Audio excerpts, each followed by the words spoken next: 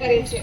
તો આ વર્ષ એટલે કે 2025 ની એ થીમ છે કે વી કેન ઇન ટીબી, અને જે 3 શબ્દો પર આધારિત છે, કમિટ, ઇન્વેસ્ટ એન્ડ ડિલિવર। તો આવી જ કંઈક ઝલક બતાવતું નાટક government school of nursing Bhuj Kutch NM second યરના વિદ્યાર્થીઓ અમે આપની સમક્ષ એક નાટક રજૂ કરવા જઈ રહ્યા છીએ। તો ચાલો આપણે સૌએ નાટકને નિહાળીએ। અસ્તુ, વંદે માતરમ। નમસ્કાર। અરે ઓ રંગલી, હા બોલ રંગલા, તું તો આજ બહુ સરસ લાગે છે। તમે પણ કઈ ઓછા નથી લાગતા। અરે થાંકુ થાંકુ રંગલી। અરે એ બધું તો ઠીક, પણ તમને ખબર છે આજે શું છે? ના, મને તો નથી ખબર શું છે આજે। અરે લગ્ન, આજે તો આપણે લગ્નની તારીખ છે। હે, અરે એ તો મને યાદ જ હતું, પણ મારા મગજમાંથી નીકળી ગયું। હા હા, રેવા દે। હવે કાંઈ નહીં, આપણા લગ્નની તારીખ ઉપર મને ફિલ્મ બતાવવા લઈ જા। અરે રંગલી, સિનેમા ઘરોની ફિલ્મ તો તે ઘણી જોઈ, આજે તો હું તને અસલ જિંદગીની ફિલ્મ બતાવું। ઓ તો બતાવો। ચલ, પણ એના માટે તારે મને 3 પ્રશ્નના જવાબ આપવા પડશે। અરે હવે ફિલ્મ જોવા માટે મને તારા 3 પ્રશ્નના જવાબ આપવા પડશે। હા, અને એ પ્રશ્ન હું તને અંગ્રેજીમાં પૂછીશ, તારે મને ગુજરાતીમાં જવાબ આપવો પડશે। આવડશે તો ખરા ને રંગલી? આવડશે એટલે શું? આટલું અંગ્રેજી તો મને પણ આવડે છે। એવું? તો ચાલ બોલ, કમિટમેન્ટ એટલે શું થતું હશે? કમિટમેન્ટ એટલે પ્રતિબદ્ધતા।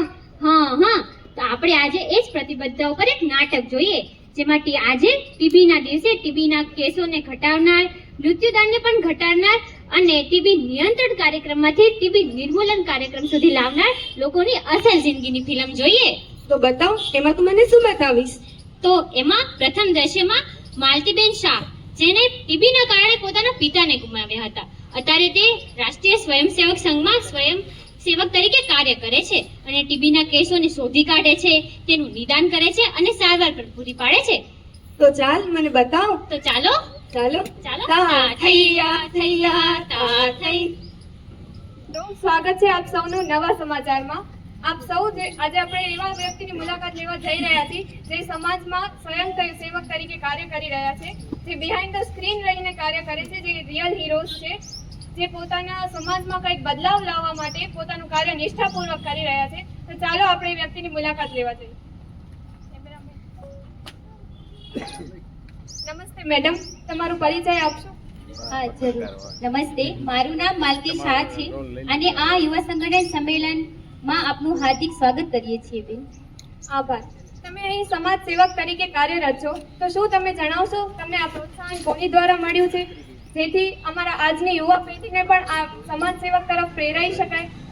હા જરૂર, પહેલા હું એક્ટર હતી અને ઇન્ડસ્ટ્રીમાં મારું સારું એવું કેરિયર ચાલતું હતું, પરંતુ મારા જીવનને પરિવર્તિત કરનાર એક ઘટના ઘટી અને આ ઘટનામાં મેં સમાજ સેવા પાછળ મારું જીવન વ્યતીત કરવાનો નિર્ણય લીધો, જેમાં આજથી લગભગ 15 વર્ષ પહેલા મેં મારા પ્રેમાળ અને હંમેશા કુદરતની સાથે લીન રહેનાર એવા પિતાશ્રીનો ટીબી જેવા જીવલેણ રોગના કારણે મૃત્યુ થયું અને મેં મારા માથા પરની છત્રછાયા ગુમાવી।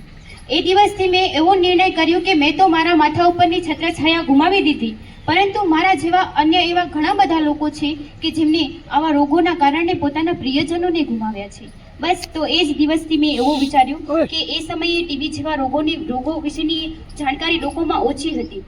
સારવાર તો ઉપલબ્ધ હતી, પરંતુ અમુક એવા વિસ્તારો હતા કે જ્યાં આ સારવાર પહોંચી ન શકી અને લોકો આ સારવારથી વંચિત રહ્યા। બસ એ જ દિવસથી મેં નિર્ણય કર્યો કે જ્યાં સુધી જ્યાં વિસ્તારમાં આ સેવાઓ ઉપલબ્ધ નથી ત્યાં હું આ સેવાઓ પહોંચાડીશ અને અવશ્ય લોકસેવામાં મદદ કરીશ, અને હવેનો મારો આખું જીવન છે એ પણ હું સમાજ સેવા પાછળ વ્યતીત કરવા માંગુ છું। ખૂબ જ દુઃખ થયું તમારી આ ઘટના સાંભળીને, પરંતુ ખૂબ આનંદ પણ થાય છે તમારો આવો સેવાભાવી ભાવ જોઈને। અમે આજે ગર્વથી કહી શકીએ છીએ કે તમારા જેવા સ્વયંસેવકો અહીં નિષ્ઠાપૂર્વક કાર્ય કરી રહ્યા છે। શું તમે અમારી ચેનલ દ્વારા દર્શકોને કંઈ સંદેશ આપવા માંગો છો? હા અવશ્ય આપીશ। હું તમારી ચેનલ દ્વારા જે લોકો છે એમને એ સંદેશ આપવા માંગુ છું કે આજના આ સમયમાં વધતા જતા રોગચાળા સામે લોકો સાવચેતી રાખે અને ટીબી જેવા રોગો સામે પણ સાવચેતી રાખે। ઉપરાંત ટીબી જેવા રોગો છે કે જે લોકોને લાગુ પડેલ છે તેઓ સમયસર સારવાર મેળવે અને સરકાર દ્વારા ચાલતી યોજનાઓ અને સારવારનો અવશ્ય લાભ લે। અને લોકોની જાણકારી માટે કહી દઉં કે અમારા આ સ્વયંસેવકો જેવા કેન્દ્ર છે ઉપરાંત અન્ય ઘણા બધા કેન્દ્રો છે, જેવા કે પોષણ કીટ સાથે જરૂરી દવાઓનું વિતરણ કરવામાં આવી રહ્યું છે. તો તમારા ચેનલ દ્વારા લોકો સુધી આ તમામ માહિતી પહોંચે અને લોકો તેનો અવશ્ય લાભ ઉઠાવે.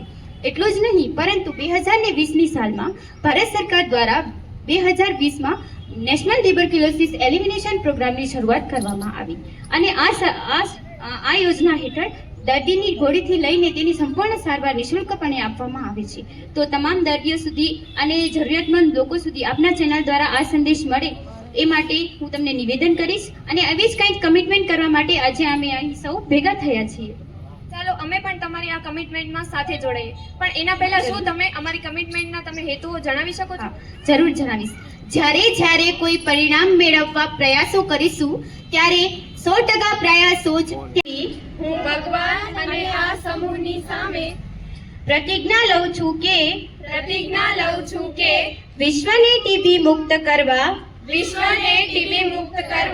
તમામ પ્રયત્નો કરીશું. માનવતાને ધ્યાનમાં રાખીને ટીબીના દર્દી સાથે ઊભા રહીશું. मिलजुल कर कदम बढ़ाते हैं, इस तरह टीबी को हराते हैं. રંગલા, આ લોકો તો કેવું ભલાઈનું કામ કરે છે.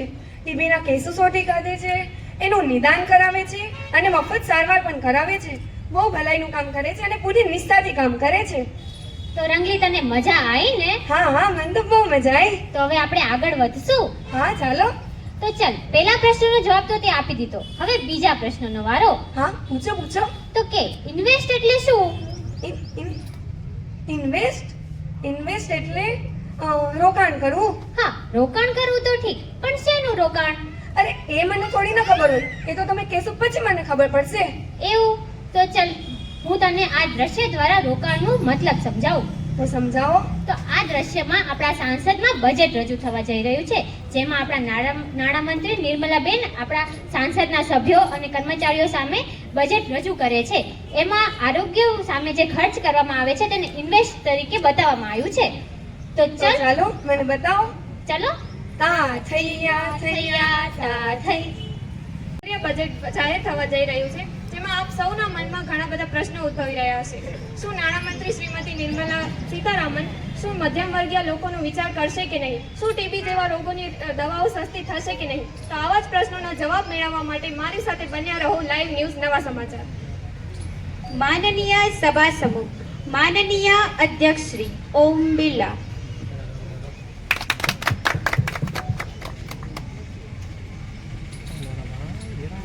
માનનીય સદસ્યજન શ્રીમતી નિર્મલા સીતારામનને હું નિવેદન કરીશ કે તેઓ 2024નું કેન્દ્રીય બજેટ આપણી સમક્ષ રજૂ કરશે.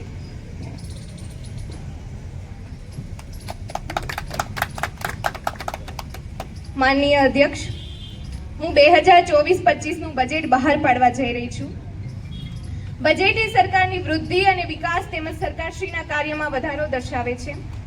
છેલ્લા 10 વર્ષમાં આપણા વિકાસના ટ્રેક રેકોર્ડે સમગ્ર વિશ્વનું ધ્યાન આકર્ષિત કર્યું છે. ભારતમાં વિવિધ ક્ષેત્રમાંથી આપણે આપણી ક્ષમતા મુજબ વૃદ્ધિ કરી શકીશું.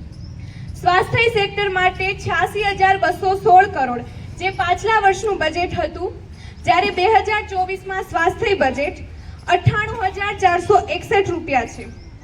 આમ 12,245 કરોડ રૂપિયા એટલે કે 14% જેટલો વધારો સૂચવે છે. કોવિડ-19ની મહામારી પછી ભારતને ટીબી મુક્ત કરવા માટે ઘણા પ્રયાસો કર્યા છે, જેમાં 2024ની ઉપલબ્ધિઓમાં લગભગ 1.89 કરોડ સ્પુટમ પરીક્ષણ માટે તેમજ 83.3 લાખનું રોકાણ નાણાકીય ક્ષેત્ર દ્વારા થાય છે. નિક્ષય પોષણ યોજનામાં 1 કરોડ લાભાર્થીઓને લગભગ 2,781 કરોડ ટીબીના દર્દીઓને પણ સહાય કરવામાં આવે છે.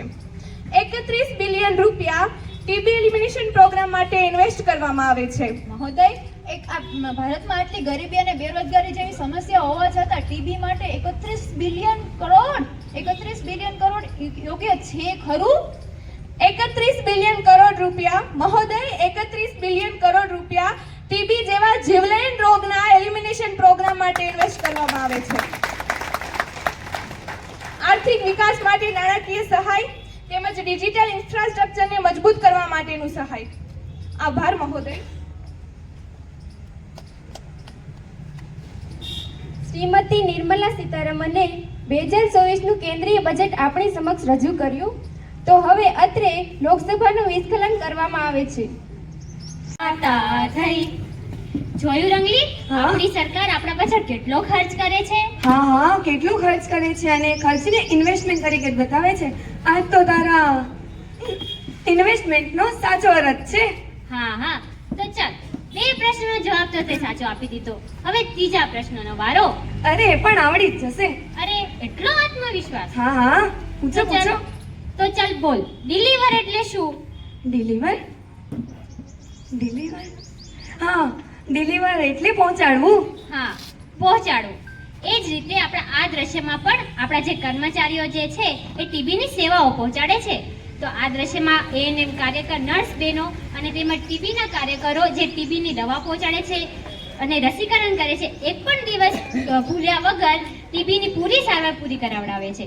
તો ચાલ આપણે એ દ્રશ્યને હા હા, માણીએ. બસ બસ બસ, હવે ચાલ. ચલો ચલો. તું ના નહીં કરે, પણ એકવાર મારી સાથે ચાલો આરોગ્ય કેન્દ્ર ઉપર, તમને નર્સ બેન સમજાવશે.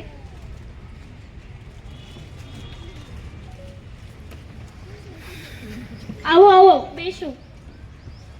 આ અમારા વિસ્તારના બેલાબેન અને જનકભાઈ છે, જેમના બાળકનો જન્મ કાલે થયો છે અને તેમને રસી મુકાવવાની બાકી છે, પણ એ રસી મુકાવવાની ના પાડે છે. જુઓ બેન, તમારા બાળકનો જન્મ કાલે થયો છે, એટલા માટે તેમને રસી અપાવવી જોઈએ. નાના બેન, અમારે અમારા બાળકને રસી નથી અપાવડાવી. કેમ? આ રસી અમારા બાળકને કાંઈ નુકસાન કરશે તો? અને મેં તો એવું સાંભળ્યું છે કે રસી અપાવડાવવાથી કેન્સર જેવા રોગો થાય છે.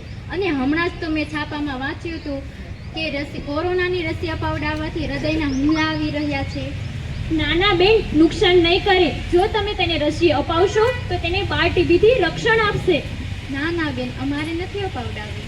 આવો બેન, તમે આવી ગયા છો તમારા બાળકને ટીબીની ગોળી કરાવવા માટે?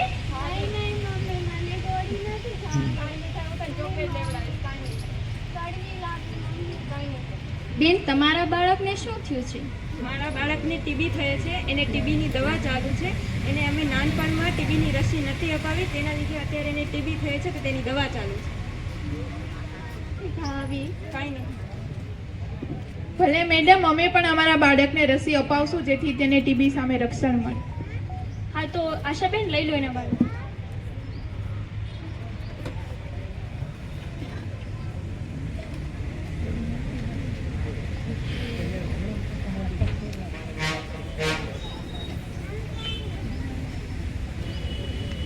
તો ક્યાં નિહાળો નાખું છું? હું તો અહીંયા જ હતો. બોલ, શું થયું? હા, શું કહેતી હતી? હા, જેમ કહેતી હતી કે આપણા આરોગ્ય કાર્યકરો છે એ તો કેટલું કામ કરે છે. નાના નાના બાળકોને ટીબી ન થાય એના માટે રસીકરણ કરે છે, અને જે લોકોને ટીબી થયા છે એ લોકોને એમની સામે ગોળીઓ કરાવે છે. બહુ ભલાઈનું કામ કરે છે આ લોકો. હા હા, એટલે જ તો અત્યારે આપણા ટીબીના કેટલા કેસો ઓછા થયા છે, ટીબીના કેટલા દર્દીઓ સાજા થયા છે. તો કે તને આ આપણી અસલ જિંદગીની ફિલ્મમાં મજા આવી ને? હા હા, મને મારા સિનેમા ઘરની ફિલ્મ કરતા આ ફિલ્મ જોવામાં મજા આવી. ચાલ, તો હવે આપણા સાથીઓને બોલાવી લઈએ. ચાલો ચાલો. આવી જાઓ.